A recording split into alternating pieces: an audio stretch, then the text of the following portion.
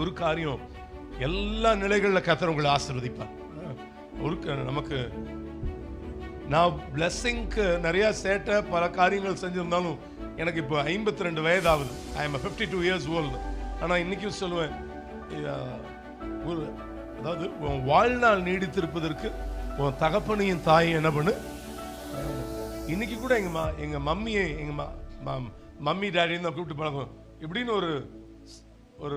அப்படி ஒரு பார்வை கூட சர்க்காஸ்டிக்கா எங்க அம்மாவை பார்த்ததில்லை. அதனால தான் கர்த்தர் என்னை ஆசீர்வதித்து கர்த்தர் வைத்திருக்கிறார். முறைக்கிறதோ இல்லை உனக்கு தெரியுமா அப்படின்னு சொல்ற காலகட்டம் இன்னைக்கு வரைக்கும் எங்க மம்மி டாடி எதிர்த்து பேசினதில்லை. அதனால தான் கர்த்தர் என்னை ஆசீர்வதித்து கர்த்தர் வைத்திருக்கிறார்.